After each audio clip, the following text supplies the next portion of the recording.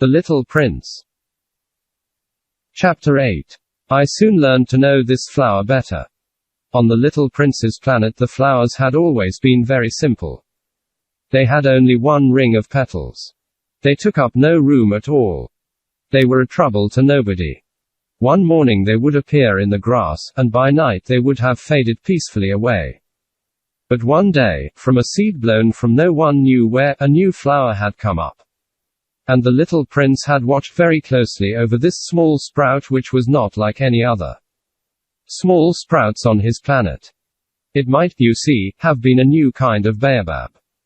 The shrub soon stopped growing, and began to get ready to produce a flower. The little prince, who was present at the first appearance of a huge bud, felt at once that some sort of miraculous apparition must emerge from it. But the flower was not satisfied to complete the preparations for her beauty in the shelter of her green chamber. She chose her colors with the greatest care. She dressed herself slowly. She adjusted her petals one by one. She did not wish to go out into the world all rumpled, like the field poppies. It was only in the full radiance of her beauty that she wished to appear. Oh, yes. She was a coquettish creature.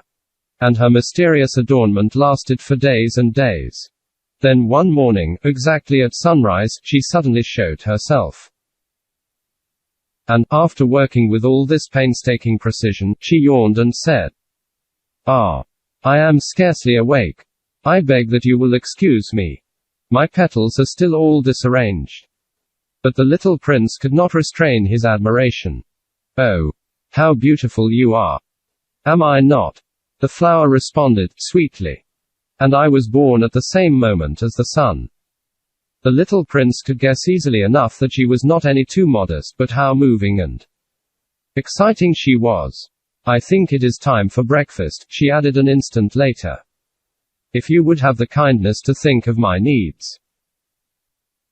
And the little prince, completely abashed, went to look for a sprinkling can of fresh water. So, he tended the flower.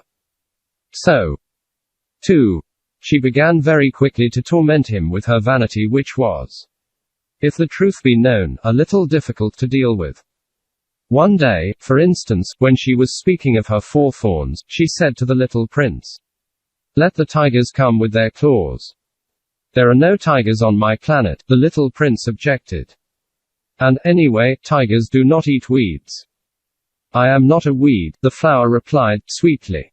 "Please excuse me. I am not at all afraid of tigers," she went on, "but I have a horror of drafts. I suppose you wouldn't have a screen for me." "A horror of drafts, that is bad luck for a plant," remarked the little prince, and added to himself, "This flower is a very complex creature. At night I want you to put me under a glass globe. It is very cold where you live. In the place I came from." But she interrupted herself at that point. She had come in the form of a seed. She could not have known anything of any other worlds.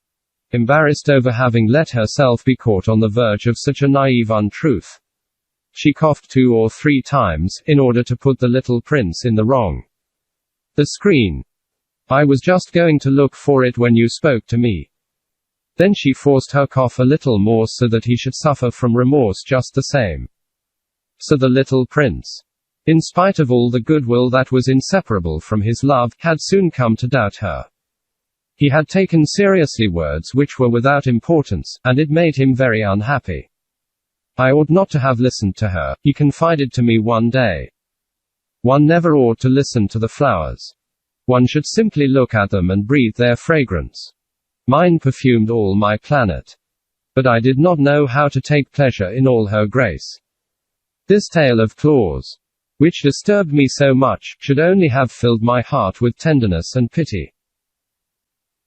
And he continued his confidences.